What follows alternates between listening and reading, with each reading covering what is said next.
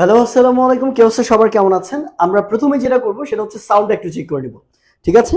তার কারণ অনেক সময় দেখা যায় ক্লাসের প্রথমেই সাউন্ডের প্রবলেম হয়। একটু লেট হয়ে গিয়েছে, I am extremely sorry for that. একটু দেখি সাউন্ডে ঠিক আছে কিনা। Good to go. Thank you. Perfect মুন্ডো। ওকে গাইস, কি অবস্থা সবার, কেমন আছেন? একদম ঈদের একদিন আগে, তাই না? খুব সারপ্রাইজিংলি ক্লাস শুরু। যাই হোক, আমরা ক্লাসটা অনেকদিন থেকেই নিচ্ছি, কিন্তু আজকে অনেকদিন থেকে আপনারা দেখতে পাচ্ছেন না। আজকে খুবই গুরুত্বপূর্ণ একটা topic, which is the modifier. এইটা আমরা একদম পুঙ্খানুপুঙ্খ ভাবে প্রথম থেকে শেষ পর্যন্ত একবারে বেসিক থেকে শুরু করে দেখার চেষ্টা করব। কিভাবে উত্তর করলে আপনি ফুল মার্ক পাবেন, কিভাবে উত্তর করলে আপনার মার্ক কাটা যাবে, এই সব কিছু আজকে আলোচনা করবো ইনশাআল্লাহ। সো প্রথম থেকে শেষ পর্যন্ত ক্লাসটা একদম দেখবেন এবং কমেন্টে আমাদের সাথে যুক্ত থাকবেন। একটু কষ্ট করে জানান কে কোন জায়গা থেকে যুক্ত আছেন আমাদের সাথে, কোন জেলা থেকে কিংবা কোন অঞ্চল থেকে আমাদেরকে দেখছেন। আর অবশ্যই অবশ্যই আমাদের লাইভটা কিন্তু শেয়ার করে দিবেন, কারণ this is a must work. কষ্ট করছি, ফলাফল তো পেতেই হবে। একটু ঝটপট আমাদের লাইভটা শেয়ার করে দিবেন। আমি ততক্ষণে আপনাদের লাইভটা একটু ওপেন করে নেই কমেন্টগুলো পড়ার জন্য। ওকে, কি করতে হবে? লাইভটা শেয়ার করতে হবে। ওকে, হ্যাঁ, okay, thank you so much, thank you. তো সবাই একটু কমেন্ট করতে থাকুন। আমরা যেটা পড়বো আজকে হচ্ছে মডিফায়ার, যেটা একটা এইচএসসি টপিক, কিন্তু আপনি খেয়াল করলে দেখবেন এই মডিফায়ার বিভিন্ন টপিকের মাঝখানে এসএসসি তেও ঢুকিয়ে দেওয়া হয়। সো এই জায়গাটা কিন্তু জানা খুবই জরুরি। কোন কোন বিষয়গুলো মডিফায়ার সাথে কানেক্টেড, মডিফায়ার বলতে কি বোঝে, এই কনসেপ্টে আমরা একটু বোঝার চেষ্টা করি। একটু খেয়াল করেন, মাঝে মাঝে আপনারা কমেন্টে লেখেন যে মিম ম্যাম অনেক সুন্দর, লিমন স্যার দেখতে ভালো না। যাই হোক, এটা নিয়ে মন খারাপ করার কিছু নাই, বা আমি করি না। And I know that I'm handsome, মানুষ বলুক না বলুক। খেয়াল করে দেখেন, আমি বললাম যে আমি হ্যান্ডসাম। এই যে আমার যে একটা গুণ প্রকাশ পেল না, আমি একজন হ্যান্ডসাম ছেলে, আমি হ্যান্ডসাম, আমি সুন্দর। এই যে সৌন্দর্যটা, এটা কি একটা গুণ? অর্থাৎ এই গুণটা দ্বারা আমাকে মডিফাই করা হলো, আমাকে ডিসক্রাইব করা হলো। তো এই মডিফায়ার মানে হচ্ছে কোন একটা নাউন বা প্রোনাউনকে কি করা হয়, ডিসক্রাইব করতে, অতিরিক্ত অতিরঞ্জিত করে বলতে কোন একটা শব্দ ব্যবহার করা হয়। যেমন আমি বললাম যে আমি একজন হ্যান্ডসাম ছেলে, যেমন আমি বললাম আমি খুব দ্রুত দৌড়াতে পারি। এই যে দ্রুত দৌড়াতে পারা, দৌড়াতে পারাকে আরো অতিরঞ্জিত করেছি দ্রুত শব্দটা দ্বারা। এই দ্রুত শব্দটাকে আমরা বেসিক্যালি বলি মডিফায়ার, কিংবা এই মডিফায়ার মূলত বাংলায় যেটাকে বলা হচ্ছে বিশেষায়িত করা। ঠিক আছে? তো মডিফাই মানে হচ্ছে বিশেষায়িত করা। একটু খেয়াল করে দেখবেন তাহলে বেসিক্যালি মডিফায়ার হিসেবে কোন কোন জিনিসগুলো কাজে লাগে। আমরা যদি একদম বেসিক জিনিসপত্র দেখি, মডিফায়ার হিসেবে কাজে লাগতে পারে এক নাম্বার, একদম মেইন যে টপিকটা, হুইচ ইজ দ্যাট অ্যাডজেক্টিভ। কি? এইটার ব্যবহার সবচেয়ে বেশি মডিফায়ারে। দুই নাম্বার হচ্ছে অ্যাডভার্ব, এইটার ব্যবহারও প্রায় অ্যাডজেক্টিভের মতোই, একদম কাছাকাছি। তিন নাম্বার হচ্ছে আপনি দেখবেন কোয়ান্টিফায়ার। ঠিক আছে, এটা মূলত অ্যাডজেক্টিভের মধ্যেই পড়ে, কোয়ান্টিফায়ার। তারপর হচ্ছে ডাউন টোনার। ওকে, ডাউন টোনার। এরপর হচ্ছে এর মধ্যে down toner plus intensifier, intensifier. এরপর আমাদের যদি কমন কিছু টপিক আমরা দেখি, সেটা হচ্ছে আর্টিকেলকে আমরা ডিটারমিনারের মধ্যে ফেলি। যারা গ্রামারের বেসিকটা খুব স্ট্রং রয়েছে তারা কিন্তু এই জায়গাগুলো বুঝতে পারবেন। ঠিক আছে? কথায় কিসের সাউন্ড হচ্ছে? আমার কথা ক্লিয়ার না? আমাকে বলেন তো, আমার কথা ক্লিয়ার না? হ্যাঁ, ঠিক আছে তো। কই সাউন্ড হয়? ওকে, থ্যাংক ইউ। সবাই একটু আমাদের লাইভটা শেয়ার করে দিবেন, যারা দেখছেন এই মুহূর্তে সবাই লাইভটা শেয়ার করে দিব। এই মিম, ইংলিশ বাজে একটু শেয়ার করে দাও লাইভটা। থ্যাংক ইউ, ইংলিশ বাজ পেয়েছে। সো খেয়াল করে দেখেন, এরপর আমাদের ডিটারমিনার চলে আসে। কি আছে? ডিটারমিনার। এই টপিকগুলো সম্পর্কে অনেকের ধারণা নাই, তাই না? ডিটারমিনার কাকে বলে, কেমনে ব্যবহার করে, ডাউন টোনার, ইন্টেন্সিফায়ার। অনেকেই মূলত এটার নাম আজকে প্রথম শুনেছে, এরকম হয় যে প্রথম আজকে আমি নাম শুনেছি। তো খেয়াল করে দেখেন, 6 নম্বরে আমাদের জন্য রয়েছে কি?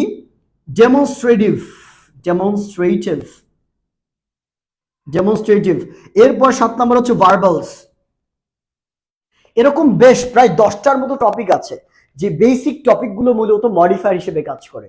তাহলে আপনার মডিফায়ার যদি আপনি বুঝতে চান, একটা বাক্যের মধ্যে মডিফায়ার যদি আপনি সঠিকভাবে ব্যবহার করতে চান, আপনাকে কি জানতে হবে? আপনাকে এই টপিকগুলোর বেসিকগুলো জানতে হবে, বুঝতে হবে, তাই না? এগুলো না জানলে কিন্তু আপনি ব্যবহারটা করতে পারবেন না। ঠিক আছে? আপনার ভুল হবে, আপনি শব্দ খুঁজে পাবেন না। সবচেয়ে বড় সমস্যা দাঁড়াবে এটা। ঠিক আছে, সো আমি একটু অ্যানাউন্স করে নিই আপনাদেরকে। আমির রহমান, ওয়ালাইকুম আসসালাম, আমাদের টিম মেম্বার। অ্যান্ড আছেন আমাদের সাথে জয়নাল আবেদিন ভাই, ইন্টেন্সিফায়ার স্পেলিংটা হ্যাঁ SI পরে চেঞ্জ করে দিয়েছি। যারা যারা যুক্ত আছেন সবাই একটু কমেন্ট করে এবং আমাদের লাইভে শেয়ার করে দেবেন। খেয়াল করে দেখেন, এই টপিকগুলো আমরা একদম গোড়া থেকে ক্লিয়ার করব। তার আগে এই মডিফায়ার সম্পর্কে কিছু বেসিক তথ্য আছে, আমরা সেগুলো একটু দেখে নিই। মডিফায়ারকে বেসিক্যালি 3 ভাগে বিভক্ত করা যায়। কি বললাম আমরা? মডিফায়ারকে 3 ভাগে বিভক্ত করা যায়। একটাকে বলা হয় প্রি মডিফায়ার, কি বলা হয়? Pre modifier. আরেকটাকে বলা হয় পোস্ট মডিফায়ার, কি বলা হয়? Post modifier. এবং আরেকটাকে বলা হয় হচ্ছে কি ড্যাংলিং মডিফায়ার, কি বলা হয়? Dangling modifier.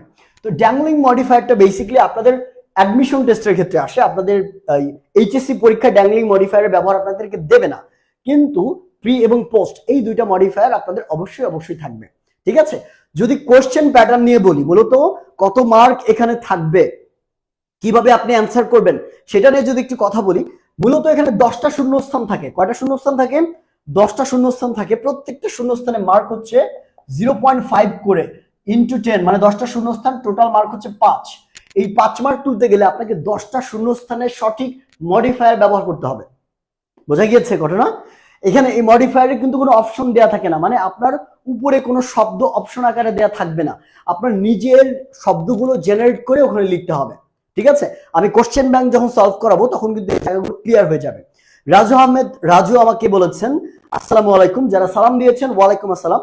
সুমাইয়া আক্তার বলেছেন আসসালামু আলাইকুম ভাইয়া, ওয়ালাইকুম আসসালাম। ওকে, তাহলে আমরা প্রথমেই কি করব, এইটাকে শর্টলি একটু জেনে নিই। Ultimately pre modifier post modifier কাকে বলে, ড্যাংলিং মডিফায়ার আমরা পরে বুঝবো, কারণ এটা হোল আলাদা একটা টপিক। ঠিক আছে, প্রি মডিফায়ার মানে মূলত যেটা বোঝায় কোন একটা নাউন বা প্রোনাউনের আগে বসে যেটা নাউন বা প্রোনাউনকে মডিফাই করে। কি বললাম? মনে করেন নাউন বা প্রোনাউনটা হচ্ছে আমি, এই ব্যক্তি হচ্ছে আমি, কারণ আমার সামনে যদি কেউ বসে আমাকে জাজ করে, আমাকে মডিফাই করে, আমাকে ডিসক্রাইব করতে থাকে, আমার সৌন্দর্য বাড়ানোর কাজ করে, তো সেটাকে আমরা বলবো প্রি মডিফায়ার। তাহলে প্রি মডিফায়ার কোথায় বসে? যাকে মডিফাই করব তার আগে বসে, মনে রাখবেন। পোস্ট মডিফায়ার কাকে বলছি? পোস্ট মডিফায়ার হচ্ছে শব্দের বা নাউন বা প্রোনাউনের পরে বসে। নাউন বা প্রোনাউনের বা অনেক সময় ভার্বকেও মডিফাই করতে পারে, নাউন বা প্রোনাউন অথবা ভার্বের পরে বসে কারা? Post modifier. অর্থাৎ পরে বসে জন্য এর নাম হচ্ছে পোস্ট, আগে বসে জন্য এর নাম হচ্ছে প্রি। এই কনসেপ্টটা ক্লিয়ার রাখেন। আমরা যখন কোশ্চেন সলভ করব তখন এই জায়গাটা একদম ঝাট করে আপনাদের মাথায় চলে আসবে। ওকে, হুমায়রা আক্তার রিয়া বলেছেন আসসালামু আলাইকুম। ওয়ালাইকুম আসসালাম। জয় বলেছেন, যারা সালাম দিয়েছেন একবারে সালাম নিয়ে নিই, তাই না? একবারে সালাম দিয়ে নিই, ওয়ালাইকুম আসসালাম। ওকে, এবার আমরা চলে যাই। এই যে বেসিক যে টপিক গুলো আছে এগুলো অনেকের ক্লিয়ার আছে, আমি জানি আপনারা গ্রামারে একদম boss, but still we have to memorise, like we have to just recap them, right? আমাদের একটু রিক্যাপ করতে হবে আলটিমেটলি ওই ইনফরমেশন গুলো সঠিকভাবে আমরা জানি কিনা, মনে আছে কিনা, একটু রিক্যাপ করে আসি চলেন, তারপর আমরা আসল মডিফায়ারে ঢুকবো। ওকে, প্রথমে আমাদের কাজ হচ্ছে অ্যাডজেক্টিভ নিয়ে। প্রথমে আমাদের কি আছে? অ্যাডজেক্টিভ নিয়ে। তো অ্যাডজেক্টিভ নিয়ে যে কথাটা রয়েছে খুবই বেসিক একটা কথা। অ্যাডজেক্টিভের কাজ কি? অ্যাডজেক্টিভের কাজ হচ্ছে বেসিকলি কি করা? দেখাশোনা করা। কিছু মানুষ থাকে না যারা মূলত পরিচালনার কাজে যুক্ত থাকে। আপনি নর্মালি একদম চিন্তা করেন, ধরেন আপনার স্কুলে পরিদর্শক আসতেন না, পরিদর্শক বা ক্লাস ক্যাপ্টেন থাকতেন না। আপনার ক্লাসরুমের কথা চিন্তা করেন তো, আপনার ক্লাসরুমে 25 জন স্টুডেন্ট আছে, টিচার একজন ক্লাস ক্যাপ্টেন নির্বাচন করে। ক্লাস ক্যাপ্টেন নির্বাচন করে কি? ক্লাস ক্যাপ্টেনের কাজ কি? টিচার যখন ক্লাসে থাকবে না ওই ক্লাসের মধ্যে শৃঙ্খলা বজায় রাখা, কে কি করলো এটা লিখে রাখা, তাই না? কে কি করলো, এই অমুক রহিম কি করেছে, জরিনা কি করেছে, সকিনা কি করেছে, যদু কি করেছে, মধু কি করেছে, সবকিছু ক্যাপ্টেন লিখে রাখে এবং স্যারকে বলে দেয়, নামকে বলে দেয়, তাই না? তাহলে ব্যাপারটা কি দাঁড়াইলো? অ্যাডজেক্টিভের কাজটা মূলত এরকমই। নাউন বা প্রোনাউন কি করে, কখন করে, কোন সময় করে, কিভাবে করে, এই জিনিসটা কে ঠিক করে দেয়, কে লিখে রাখে? অ্যাডজেক্টিভ নির্দেশন করা। অর্থাৎ অ্যাডজেক্টিভের কাজ হচ্ছে নাউন বা প্রোনাউনের দোষ, গুণ, অবস্থা, সংখ্যা, পরিমাণ ইত্যাদিকে লিখে রাখা বা নির্দেশ করা বা প্রকাশ করা। ক্লিয়ার? বোঝা গিয়েছে? আমরা উদাহরণ দিব, দেখেন। ওয়ালাইকুম আসসালাম। ওকে, সো একটা ব্যাপার একটু বলে রাখি, যেহেতু কমেন্ট চলে এসেছে, আপনাদের কিন্তু এইচএসসি ইংলিশ ফার্স্ট পেপার এবং সেকেন্ড পেপার আমরা একটা ব্যাচ লঞ্চ করেছি, যেটা একটা রেকর্ডেড কোর্স, যেখানে প্রায় 150টা ক্লাসের মাধ্যমে ইংলিশ সেকেন্ড পেপারের যতগুলো টপিক আছে রিটেন পার্ট সহ, ঠিক আছে, জাস্ট ইমাজিন রিটেন পার্ট সহ আপনাদের first paper second paper complete A plus লেভেলের একটা প্রস্তুতির জন্য আমরা একটা কোর্স লঞ্চ করেছি, যেটার লিঙ্ক কিন্তু আপনার কমেন্ট সেকশনেও পাবেন, আবার উপরে ক্যাপশনেও কিন্তু আমি লিঙ্ক দিয়ে রেখেছি। কষ্ট করে ক্লিক করেন, ডিটেলস দেখেন এবং ঝটপট ভর্তি হয়ে যান। এ প্লাস নিশ্চিত করার দায়িত্ব আমাদের, শুধুমাত্র আমাদের উপর ভরসা রাখতে হবে। ওকে, খেয়াল করে দেখেন অ্যাডজেক্টিভটির কনসেপ্টটা আমরা একটু বোঝার চেষ্টা করি। আমি একবার একটা বাক্য বলেছিলাম যে আই অ্যাম হ্যান্ডসাম। খেয়াল করে দেখেন, আই অ্যাম হ্যান্ডসাম। এখন আমাকে বলেন তো এই বাক্যের মধ্যে প্রোনাউন হচ্ছে আই, সাবজেক্টকে আই, প্রোনাউন আই। আমরা কি বলেছিলাম, অ্যাডজেক্টিভের কাজ হচ্ছে নাউন বা প্রোনাউনের দোষ গুণ অবস্থা সংখ্যা পরিমাণ প্রকাশ করা। আমাকে বলেন এই আয়ের দোষ গুণ অবস্থা সংখ্যা পরিমাণ বোঝাচ্ছে এমন কোন শব্দ কি এই বাক্যের মধ্যে আছে? এক্স্যাক্টলি, হ্যান্ডসাম মানে কি সুন্দর, সুদর্শনীয়। যদিও আমি নই, আই নো দ্যাট, হাসার কিছু নাই, I know I am not সুদর্শনীয়, বাট স্টিল হ্যান্ডসাম কার বৈশিষ্ট্য প্রকাশ পায়? আমার বৈশিষ্ট্য প্রকাশ পায়। কার বৈশিষ্ট্য? আমার বৈশিষ্ট্য। তার মানে আমরা বুঝতেই পারছি যে হ্যান্ডসাম এখানে একটা অ্যাডজেক্টিভের কাজ করছে। কি প্রকাশ পাচ্ছে? আমার একটা গুণ প্রকাশ পাচ্ছে। আমার কি প্রকাশ পাচ্ছে? একটা গুণ প্রকাশ পাচ্ছে।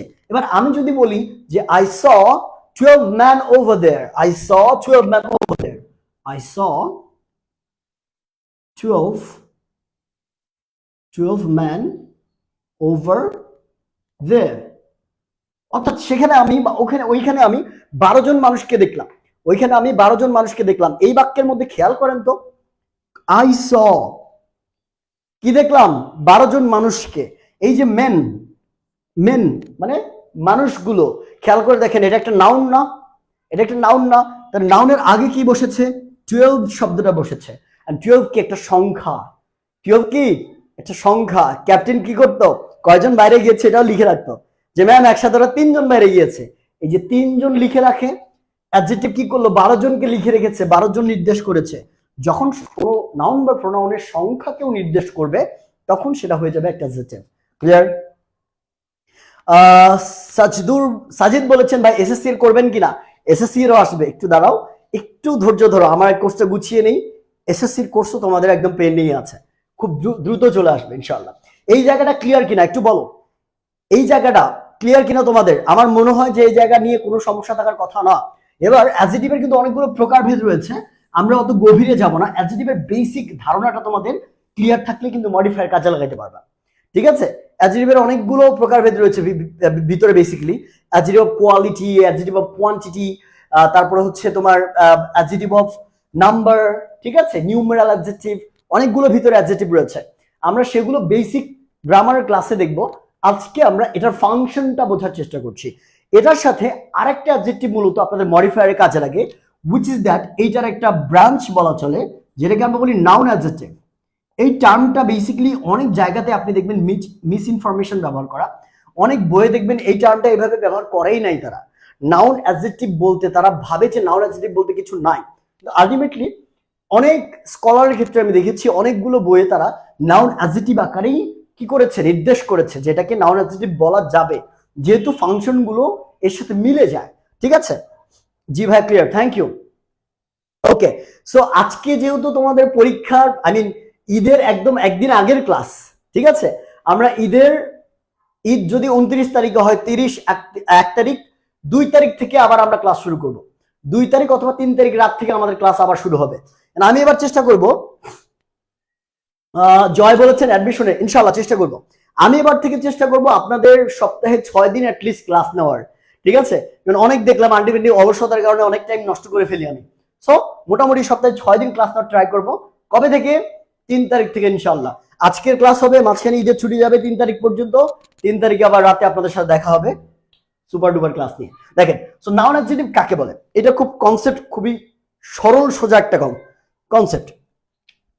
একটা নাউন যেটা একটা অ্যাডজেক্টিভ আকারে কাজ করে। কি বললাম আমি? ভালো করে মনোযোগ দেন। একটা নাউন যেটা একটা অ্যাডজেক্টিভ আকারে কাজ করতে থাকে। এখন আপনাদের মনে প্রশ্ন আসতে পারে, স্যার একটা নাউন কিভাবে অ্যাডজেক্টিভ হতে পারে? হয়, খেয়াল করে দেখবেন, অবশ্যই হয়। অ্যাডজেক্টিভের কাজ কি?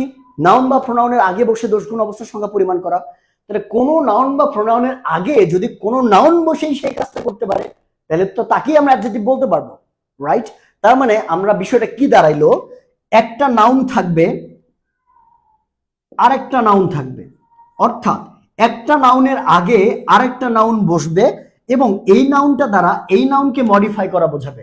খুব সিম্পল ভাষায় বলি, আমরা কিছু উদাহরণ দিয়েছি, আমরা কিছু উদাহরণ দিই। যেমন আমরা বললাম যে এটা না, এটা একটা কি, এটা একটা হোয়াইট বোর্ড, এটা কি একটা white board, right? White board. তারপর আমরা বলি কফি কাপ বা কফি মগ, তাই না? তারপর আমরা বলি কি, যে ব্ল্যাক পেন বেসিক্যালি বলি না। তারপর আমরা অনেক সময় বলি যে হচ্ছে ডাইনিং টেবল, তাই না? Dining table. তারপর প্লেগ্রাউন্ড।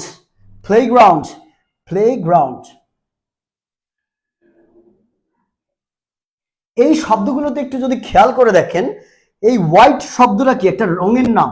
হোয়াইট মানে কি, একটা রঙের নাম। কি বললাম আমরা, রঙের নাম। আর বোর্ড কিন্তু একটা নাউন, তাই না? বোর্ড। তাহলে এইটাও একটা নাউন, এইটাও একটা নাউন। কিন্তু একটা জিনিস খেয়াল করে দেখেন তো স্যাররা, বোর্ডটা কিরকম?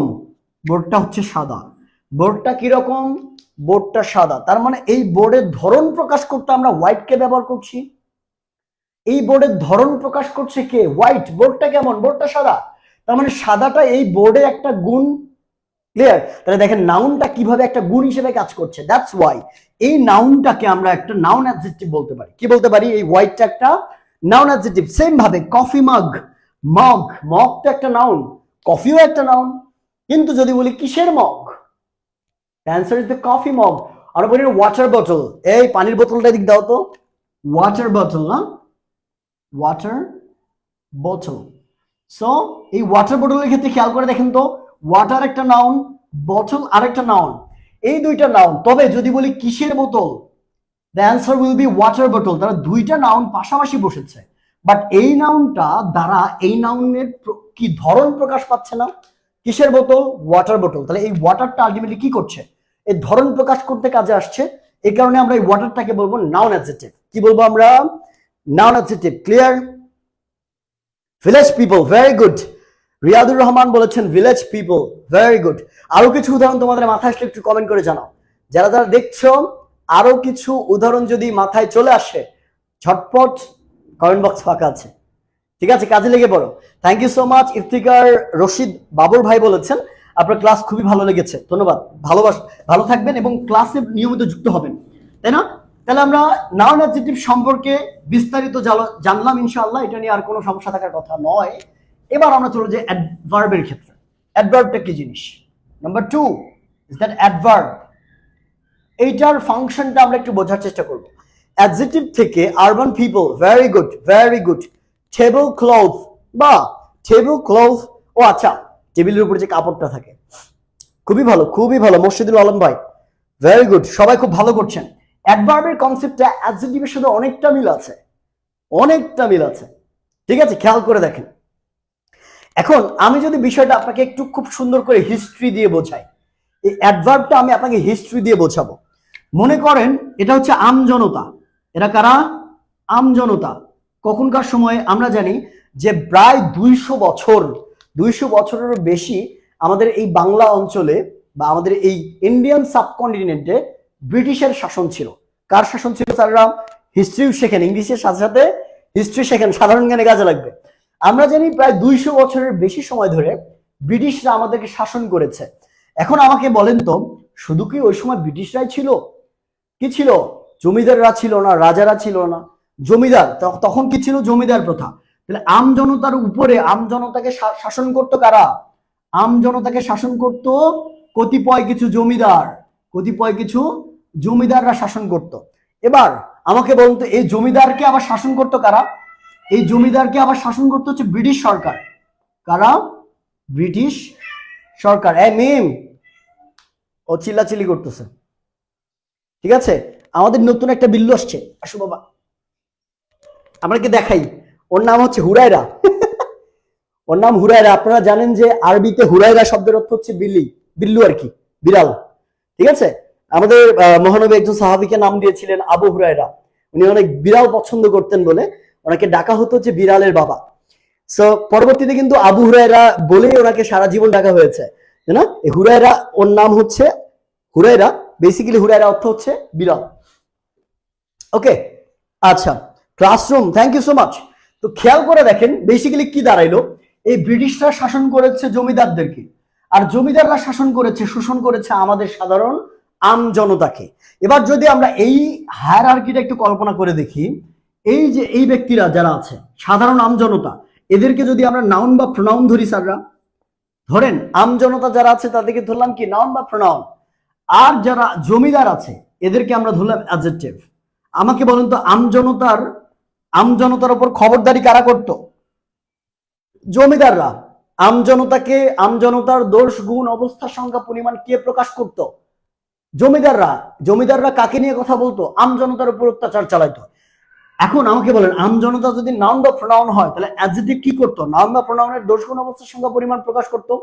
কিন্তু এই জমিদারদেরকে আবার কন্ট্রোল করতো কারা? ব্রিটিশ সরকার বা ব্রিটিশ ইস্ট ইন্ডিয়া কোম্পানি, যেটাকে আমরা বলি বিআইসি, সরি বিআই, British east India company, BIC exactly.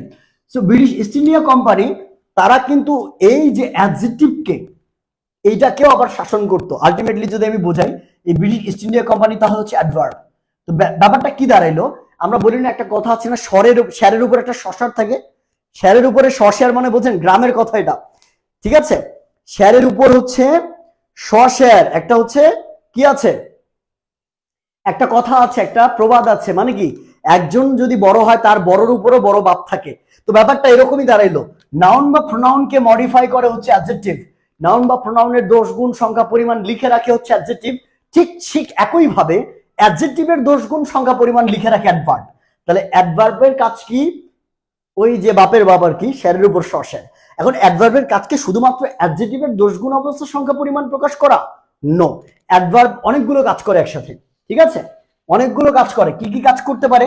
Adverb একটা ভার্বের দোষ গুণ অবস্থা সংখ্যা পরিমাণ প্রকাশ করতে পারে। অ্যাডভার্ব নিজে নিজেকে দোষ গুণ অবস্থার সংখ্যা পরিমাণ প্রকাশ করতে পারে। অ্যাডভার্ব নিজে নিজেকে মডিফাই করতে পারে। আবার অ্যাডভার্ব পুরো একটা অ্যাডজেক্টিভকে মডিফাই করতে পারে বা তার দোষ গুণ অবস্থার সংখ্যা প্রকাশ করতে পারে।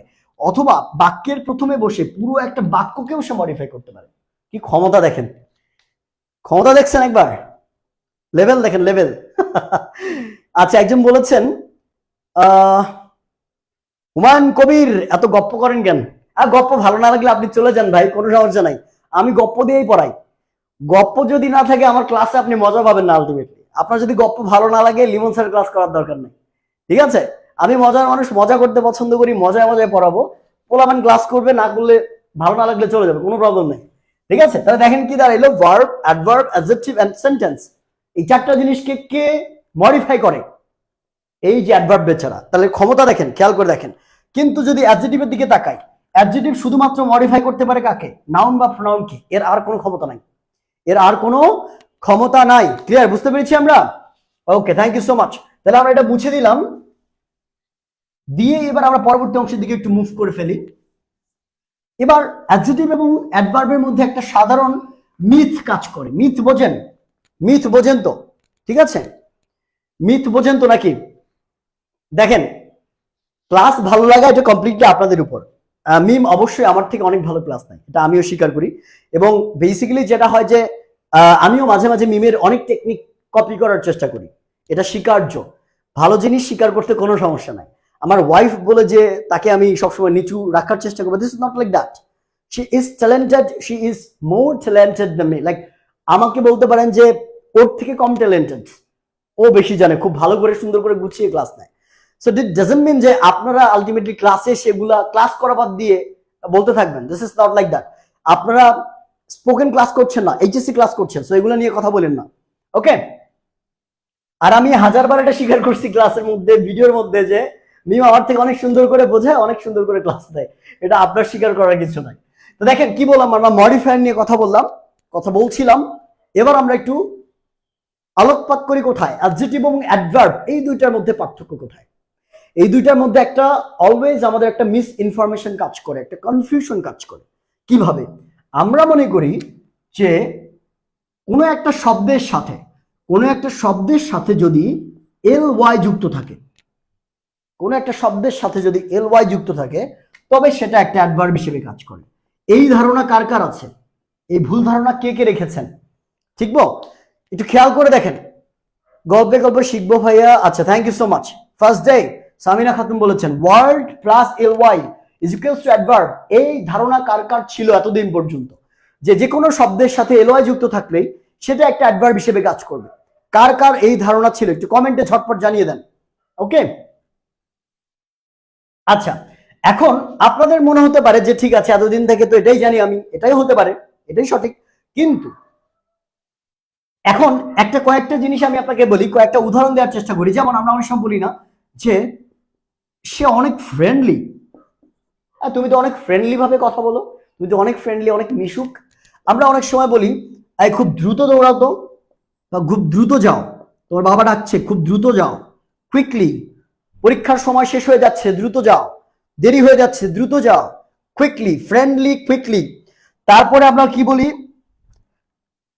ফ্রিকুয়েন্টলি, ঠিক আছে, ফ্রিকুয়েন্টলি। তারপরে আমরা আরো অনেক কিছু বলতে পারি। এলওয়াই যুক্ত কতগুলো শব্দ আছে বলেন তো, আরো কিছু বলেন।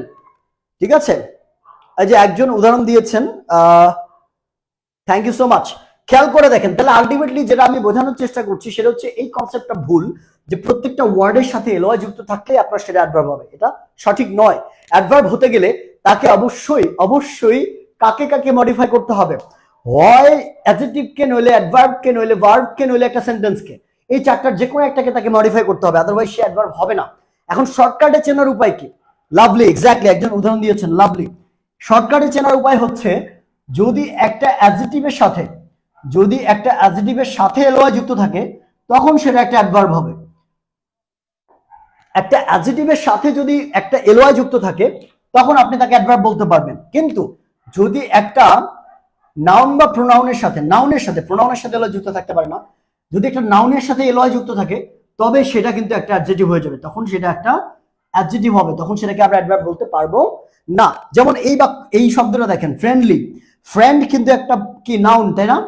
ফ্রেন্ড হচ্ছে একটা নাউন, এর সাথে যখন এলওয়াই যুক্ত করছি, এটা একটা অ্যাডভার্ব হয়ে যাচ্ছে। এটা একটা অ্যাডজেক্টিভ হয়ে যাচ্ছে। ঠিক সেম ভাবে কুইক মানে দ্রুত, এটা একটা অ্যাডজেক্টিভ। কুইক একটা অ্যাডজেক্টিভের সাথে এলওয়াই যুক্ত করলাম, তখন এটা অ্যাডভার্ব হয়ে যাবে। বোঝা গিয়েছে কি বলেন?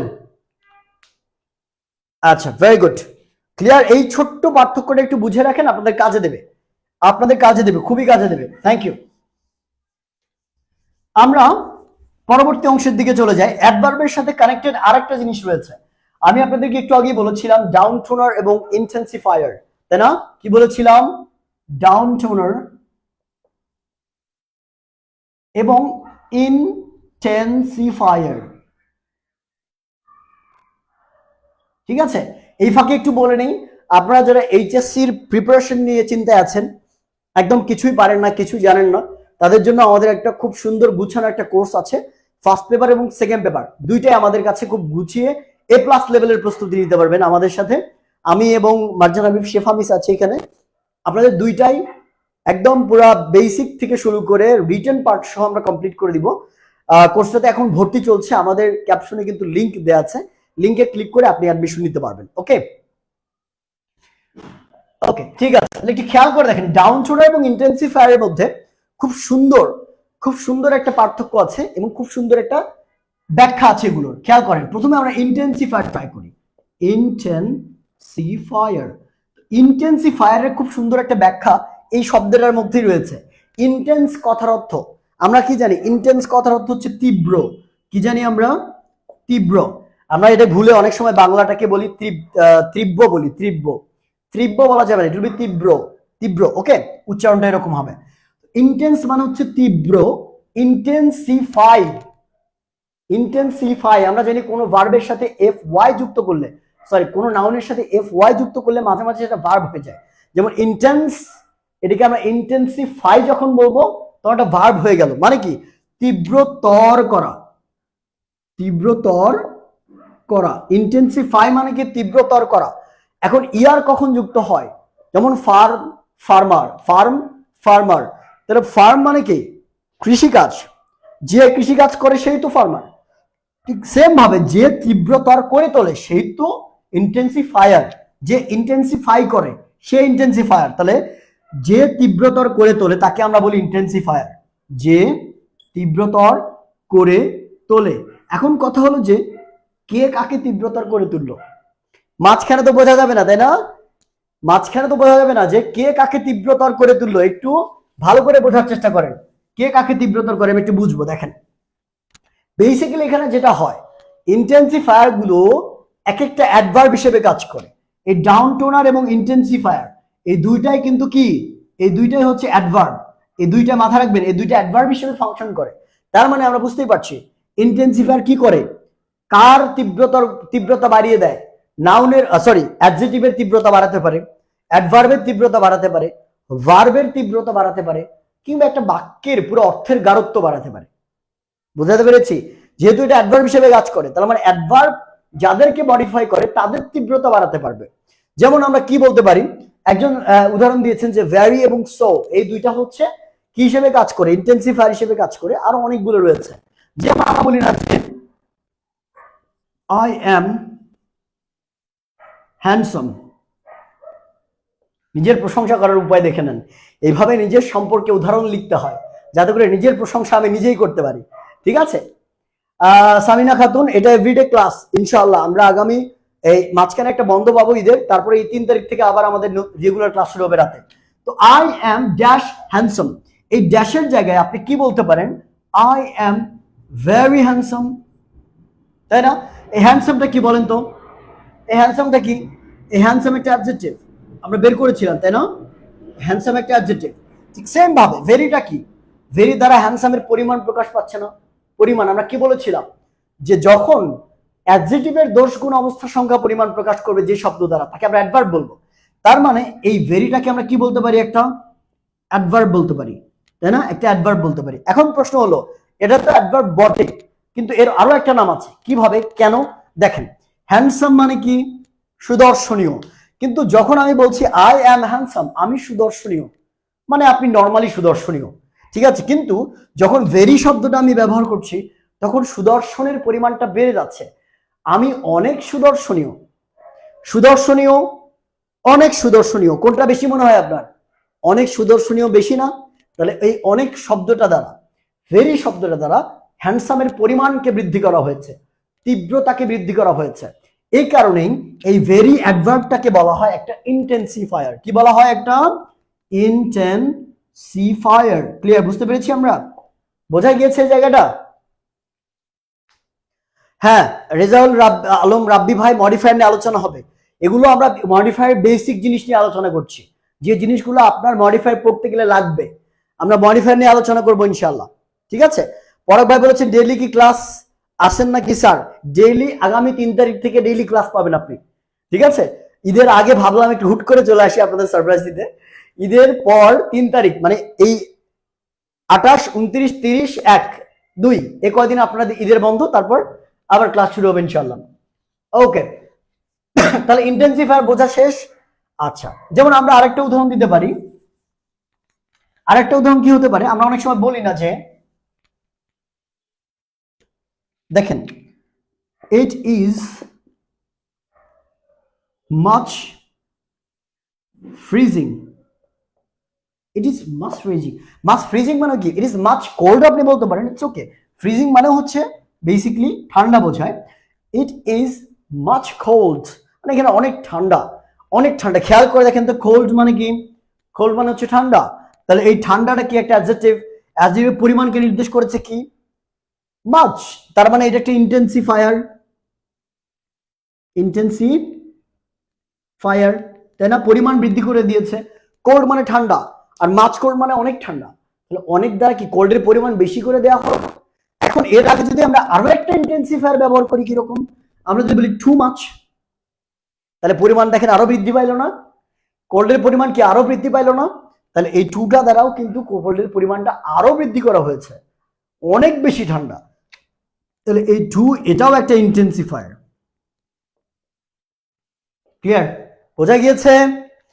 নাইম বলেছেন love from Bogura, thank you. আচ্ছা, it's too much cold, very good, thank you, carry on, great to watch.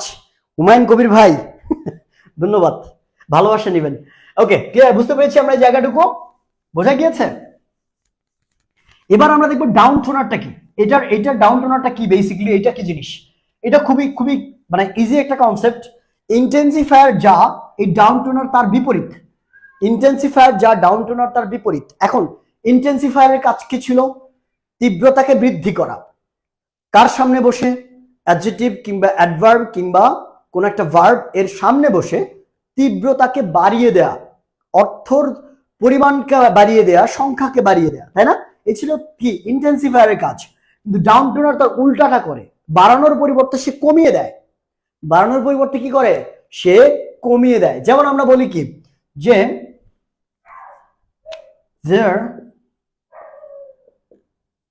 there is, oh, he is friendly, he is friendly, সে বন্ধুসুলভ, সে বন্ধুসুলভ। তাহলে ফ্রেন্ডলি শব্দটা কি? একটা অ্যাডজেক্টিভ। আমরা একটু আগে দেখলাম ফ্রেন্ডলি কি একটা অ্যাডজেক্টিভ, কারণ তার সম্পর্কে বলা হচ্ছে সে কি বন্ধুসুলভ, তার ধরন প্রকাশ পাচ্ছে বা গুণ প্রকাশ পাচ্ছে। এখন আমরা যদি এর আগে ব্যবহার করি he is so so friendly, তাহলে হি ইজ সো ফ্রেন্ডলি মানে যখন ব্যবহার করব, সো দ্বারা কি ফ্রেন্ডলির পরিমাণ বাড়িয়ে দেওয়া হচ্ছে। সো ব্যবহার করলে তখন এটা হয়ে যাবে ইন্টেন্সিফায়ার। কিন্তু যখন সো এর পরিবর্তে আমরা লেস ব্যবহার করব, লেস, LESS, তখন এটা এই ফ্রেন্ডলির পরিমাণ কমিয়ে দিল না, মানে সে অতটা বন্ধুসুলভ না, সে ইজ লেস ফ্রেন্ডলি, সে অতটা বন্ধুসুলভ না। দ্যাট মিন্স এই অর্থ এই ফ্রেন্ডলির পরিমাণটা কমিয়ে দিল। এই কারণে লেসটাকে বলা হয় কি ডাউন টোনার। কি বলা হচ্ছে? মানে কি এর অর্থর তীব্রতাকে কমিয়ে দেয়। ঠিক আছে, বুঝতে পেরেছি আমরা? ক্লিয়ারলি বুঝতে পেরেছি? Thank you so much. Ma'am আগামী 2 মাস ক্লাস নিতে পারবে না?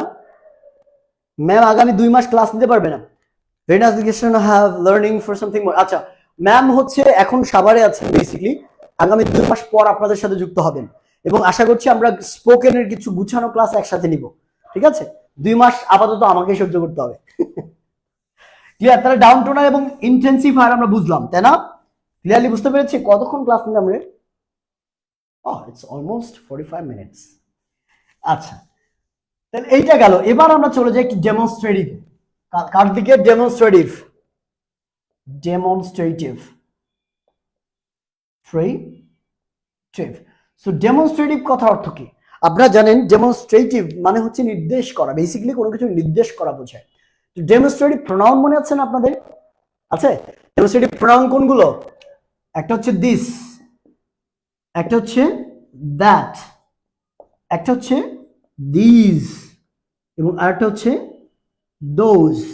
এই চারটাকে বলা হয় ডেমনস্ট্রেটিভ প্রোনাউন। আর এই চারটা ডেমনস্ট্রেটিভ প্রোনাউনই মূলত ডেমনস্ট্রেটিভ হিসেবে ব্যবহার করা হয় কোথায়? মডিফায়ারে। এই চারটাই মূলত মডিফায়ারে ডেমনস্ট্রেটিভ হিসেবে ব্যবহার করা হয়। আপনাদের কোশ্চেন এরকম আসতে পারে যে use a demonstrative to premodify the noun, use a demonstrative to premodify the noun. তখন আপনাকে এই চারটার মধ্যে যে কোনো একটা ব্যবহার করতে হবে। ঠিক আছে, এখন এই দুইটার মধ্যে একটা সুন্দর পার্থক্য আছে।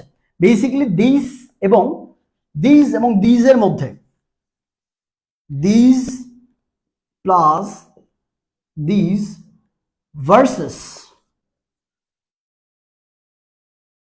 দ্যাট প্লাস দোজ, এই দুইটার মধ্যে কমন একটা পার্থক্য আছে। আমি যদি আপনাদের সুন্দর করে একটু বোঝাই, খেয়াল করে দেখবেন, মাথায় রাখবেন। এই দিস বা দিস, এই দিস মানে হচ্ছে সিঙ্গুলার। কি এটা? একটা সিঙ্গুলার নাউনের ক্ষেত্রে বা সিঙ্গুলার না সাবজেক্টের ক্ষেত্রে আপনি দিস ব্যবহার করতে পারবেন। যেমন দিস পারসন, ঠিক আছে, দিস প্লেস, এই জায়গাটা, এই ব্যক্তিটা, এরকম। কিন্তু যখন দিস ব্যবহার করছেন এটা একটা প্লুরাল নাউনের ক্ষেত্রে। কার ক্ষেত্রে? প্লুরাল নাউনের ক্ষেত্রে। যেমন দিস পিপল, এই মানুষগুলো, দিস উইমেন, এই মহিলাগুলো। ঠিক আছে, okay, thank you so much. Clear? বুঝতে পেরেছি আমরা? তাহলে দিস ব্যবহার করা হচ্ছে সিঙ্গুলার ক্ষেত্রে, আর দিস ব্যবহার করা হচ্ছে প্লুরালের ক্ষেত্রে। ঠিক সেম ভাবে দ্যাট ব্যবহার করা হয় সিঙ্গুলারের ক্ষেত্রে, সিঙ্গুলার সাবজেক্ট থাকলে দ্যাট, আর দোজ ব্যবহার করা হচ্ছে প্লুরাল সাবজেক্টের ক্ষেত্রে। কার ক্ষেত্রে? প্লুরাল সাবজেক্টের ক্ষেত্রে। এবার এই দুটোর মধ্যে আরো একটা পার্থক্য আছে, সেটা হচ্ছে এই দিস বা দিস, এটা মানে হচ্ছে কাছের কোনো কিছুকে নির্দেশ করতে এটা ব্যবহার করা হয়, মানে হচ্ছে নিকটের কোনো কিছু। যেমন আপনি বললেন যে এই জায়গাটাতে আমি থাকি, এটা আমার কলম, এটা আমার ফোন, এটা আমার ক্লাস, ঠিক আছে? এরকম এটা এটা এটা বা এগুলো, এটা বা এগুলো, এগুলো ব্যবহার করা হয় যখন আপনার আশেপাশে কোনো কিছু আছে, আপনার নেয়ারে কোনো কিছু আছে, দ্যাট মিনস নিকটবর্তী কোনো কিছু নির্দেশ করার কাজে দিস বা দিস ব্যবহার করা হয়। কিন্তু যখন কোনো কিছু দূরে থাকে, আপনি ছোটবেলায় একটা কবিতা পড়েছেন, ওই দেখা যায় তাল গাছ, ওই আমাদের গা, ওইখানেতে বাস করে কানাবগিরছা, খুব সুন্দর একটা কবিতা ছিল, তাই না? তো ওইখানেতে, ওই দেখা যায়, ওই কখন আপনি ব্যবহার করছেন? মানে দূরের কোনো জিনিস দেখাতে আপনি ব্যবহার করছেন, দূরের কোনো জিনিস, ওই দেখা যায় তাল গাছ, ওইটা হচ্ছে আমার গ্রাম, তাই না? তো দূরের কোনো জিনিস ব্যবহার করতে আপনি ওই ব্যবহার করেন, কিংবা ওইগুলো ব্যবহার করেন, বা ওগুলো ব্যবহার করেন। এর অর্থ কি? দিস মানে হচ্ছে এটা বা এটি, আর দিস মানে হচ্ছে এগুলো, ঠিক আছে? দ্যাট মানে হচ্ছে ওইটি, ওইটি বা ওটা, আর দোজ মানে হচ্ছে ওগুলো, ঠিক আছে? পার্থক্য কি বোঝা গিয়েছে? আচ্ছা, হ্যাঁ, দূর হতে আমি তারে সাধিব, বাহ, খুব সুন্দর। এটা কি রবীন্দ্রসঙ্গীত না? দূর হতে আমি তারে সাধিব, গোপনে বিরহ ডোরে বাঁধিব। খুব সুন্দর একটা গান, মনে পড়ে গেল। ওকে, সো ডেমনস্ট্রেটিভ সম্পর্কে আমার মনে হয় না কোনো সমস্যা থাকার কথা। এখন প্রশ্ন হলো এগুলোর মডিফায়ারে কি আকারে, কিভাবে ব্যবহার করা হবে? মডিফায়ারে আপনাকে এরকম একটা বাক্য দেয়া থাকতে পারে, ঠিক আছে, যে dash pre-modify, modify, pre-modify the noun with a demonstrative, আমি সংক্ষেপে লিখলাম ডেমনস্ট্রেটিভ, এবং তারপরে দেয়া থাকলো যে people over there, these people over there are making chaos, these people over there are making chaos। খেয়াল করে দেখেন, খেয়াল করে দেখেন, একটু খেয়াল করে দেখেন, these people over there are making chaos। কয়জন দেখি আমার গানের আমার গানের প্রশংসা করে? গান শোনাবো না একদিন, সমস্যা নেই। আমি আগে নিয়মিত গান গাইতাম বাই দ্য ওয়ে, বাট দর্শক কম পাই জন্য গান গাওয়া ছেড়ে দিছি। ওকে, খেয়াল করে দেখেন, সো প্রি মডিফাই মূলত বলা হয়েছে, তাহলে প্রি মডিফাই মানে আগে বসবে, কার আগে বসবে? নাউনের আগে বসবে। তো বেসিক্যালি দেখেন এখানে পিপলটা নাউন আছে, তার আগে আমাদের একটা ডেমনস্ট্রেটিভ বসাতে হবে। তাহলে দিস, দিস, দ্যাট, দোজ, এই চারটার মধ্যে যে কোনো একটা বসবে। এখন আমাকে বলেন তো কোনটা বসাবো? যেহেতু পিপল আছে, এটা প্লুরাল এবং আর ব্যবহার করা হয়েছে, যেটা একটা প্লুরাল নাউন, তাই না? তার মানে আমরা কি ব্যবহার করতে পারবো? এবং বলা আছে ওভার দেয়ার, কি বলা আছে? ওভার দেয়ার মানে ওইখানে, দূরে, তাই না? ওভার দেয়ার মানে কি? ওইখানে। একটু খেয়াল করে দেখেন, তাহলে এই যে যখন ওভার দেয়ারের কথা বলা হবে, তখন আলটিমেটলি যখন ওইখানে বলা হচ্ছে, তখন অবশ্যই আমরা এই দোজ ব্যবহার করব। দ্যাট বা দোজের মধ্যে একটা, প্লুরাল জন্য দোজ ব্যবহার করব। ক্লিয়ার? বুঝতে পেরেছি? তাহলে those people over there are making chaos। Clear? বুঝতে পেরেছি? ক্লিয়ার? এই হুরাইরা মার দিব ধরে। আচ্ছা, এইটুকু বোঝা গিয়েছে কিনা আমাকে একটু বলেন, আওয়াজ দিতে হবে। তাহেরি ভাই আছে না? তাহেরি ভাই কি বলেন? জোরে বলেন ঠিক কিনা, আওয়াজ দিতে হবে।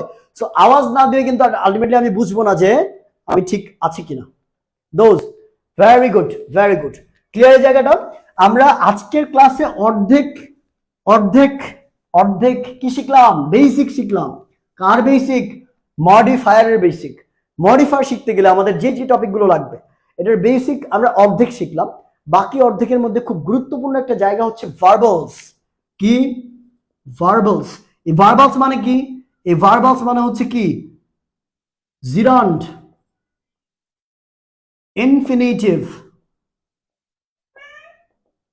and then the last one is the participle.